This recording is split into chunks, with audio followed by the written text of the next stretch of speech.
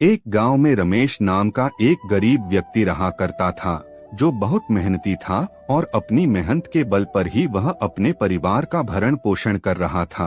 रमेश के पास थोड़ी सी खेती थी, उसी खेती को वह करके अपना घर का गुजारा चला रहा था। खेती में उतना कर लेता था कि वह अपने परिवार का पेट बड़ी आसानी भर सकता था।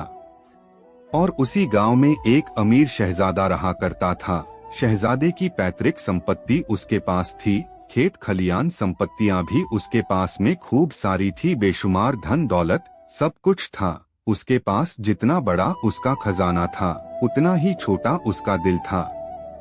वह मजदूरों से खूब काम तो करवाता, पर पैसे के नाम पर उन्हें कम पैसे ही देता और साथ में उन्हें जिल्लत ए दुत्कारता भी था।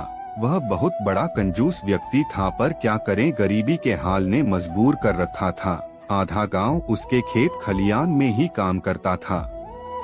गांव के बचे कुछ लोग रमेश को देखकर बड़े हैरान होते थे कि यह इतनी थोड़ी सी जमीन में इतनी अच्छी फसल कैसे कर लेता है। उसी साल गांव में भयंकर तबाही हुई, खूब आंधी तूफान बारिश सब कुछ आया और सब कुछ तहस-नहस करके चला गया। उस गांव के हालत इतने बुरे हो चुके थे कि लोगों के पास खाने तक के लिए कुछ नहीं बचा था। उसी में से एक था रमेश, जिसकी हालत गांव के सभी व्यक्तियों से ज्यादा कमजोर हो चुकी थी। जैसे तैसे करके अपना घर का गुजारा कर रहा था। एक वक्त के बाद उसके पास वह भी खत्म हो जाता है। हालात इतने बुरे हो चुके थे कि रमेश के पास शहजादे से कर्ज लेने के अलावा और कोई रास्ता नहीं बचा था। अगले ही दिन शहजादे के पास कर्ज लेने के लिए रमेश जाता है।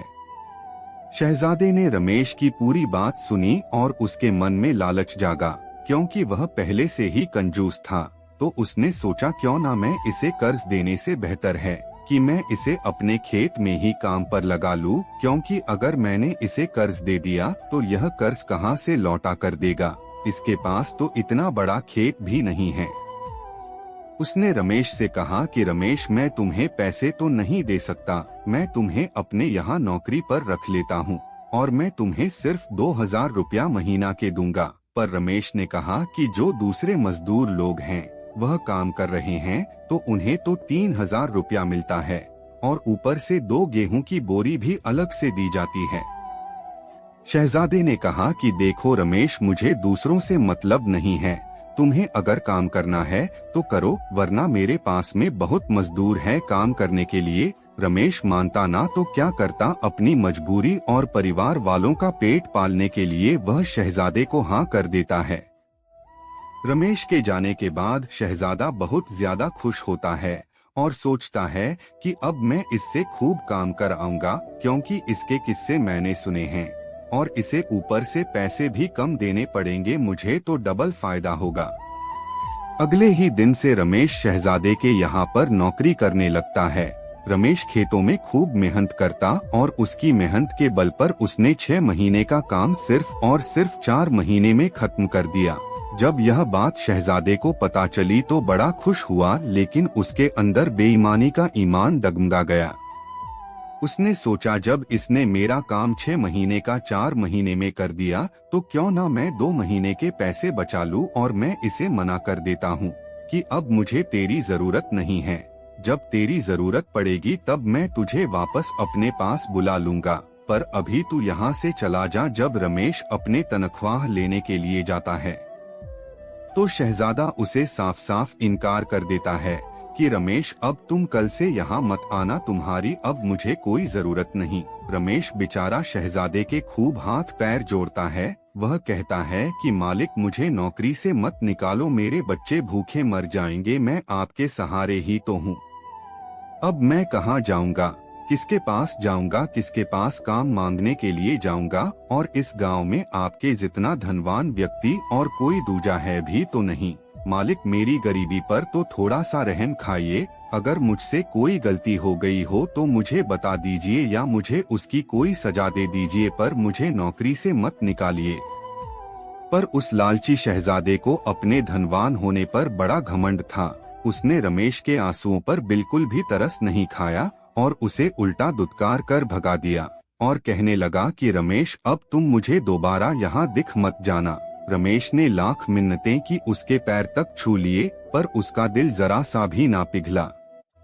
रमेश बेचारा आंखों में आंसू लेकर चुपचाप अपने घर चला आया। पत्नी ने लाख समझाया, कोई बात नहीं, ऊपर वाला हमारी मदद करेगा, कोई करे या ना करे। पर रमेश ने कहा, नहीं, अभी मुझे जरूरत है, मैं कल फिर से शहजादे के पास जाऊंगा और उसे नौकरी की भीख मांग लूंगा। इस बार चाहे वह मुझे 1000-1500 जो भी देगा मैं वह ले लूंगा, क्योंकि मुझे अपने परिवार का पेट पालना है।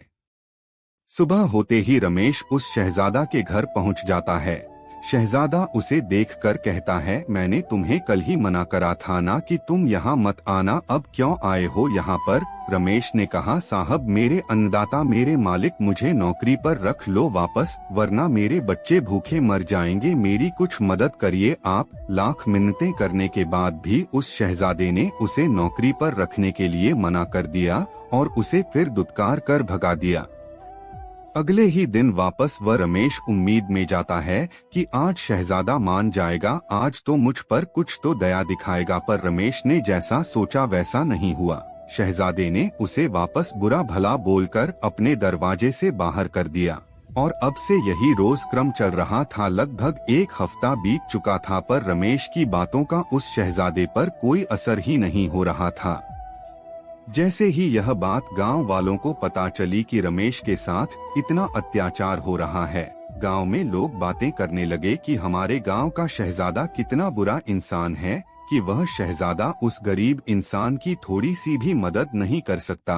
क्या इतना नीचे गिर चुका है वह शहजादा? जब यह बात शहजादे को पता चली कि उसके बारे में कुछ बातें गांव में फैल रही हैं, उसकी चारों तरफ बुराइयां हो रही हैं, तो घबरा जाता है और सोचता है कि अब मैं क्या करूं। उसके मन में ख्याल आता है कि क्यों ना मैं 10 से 15 दिन के लिए अपने रिश्तेदार के वहां चला जाता हूं। तब रमेश यहां आना छोड़ देगा और मैं फिर वापस यहां आ जाऊंगा और तब तक यहां का पूरा माहौल ठंडा हो जाएगा। वह शहजादा रात होते ही अपने पूरे परिवार के साथ अपने रिश्तेदार के यहां चला जाता है। जब अगले दिन रमेश उसके घर पहुंचता है तो उसे कोई दिखाई नहीं देता। रमेश फिर भी उम्मीद लगाकर वहां बैठा रहता है कि शहजादा थोड़ी देर में आता ही होगा। वक्त तेजी के साथ भी जाता है, 10 से 15 दिन कब हो जाते हैं पता ही नहीं चलता और वह शहजादा लौटकर अपने घर आता है। जब वह शहजादा देखता है कि रमेश वहां उसे दिखाई नहीं देता है तो वह अंदर से बड़ा खुश होता है और सोचता है कि मेरी तरकीब काम आई, इस रमेश से मेरा पीछा छूटा। शहजादे को घर आकर देख कुछ मजदूर लोग शहजादा के पास आते हैं और कहते हैं कि मालिक, आपके जाने के कुछ दिनों के बाद ही आपके घर में कुछ लोग चोरी के इरादे से घुसने ही वाले थे, पर रमेश वहां हर रोज आपका इंतजार करता था और बैठा रहता था। उसकी नजर उन चोरों पर पड़ गई और उसने बिना अपनी जान गंवाई वह उन चोरों से अकेला ही लड़ने लगा और उसने आपका पूरा घर लूटने से बचा लिया। पर हाँ, उस लड़ाई में वह पूरी तरह से गंभीर घायल हो चुका है और वह अभी अस्पताल में भर्ती है।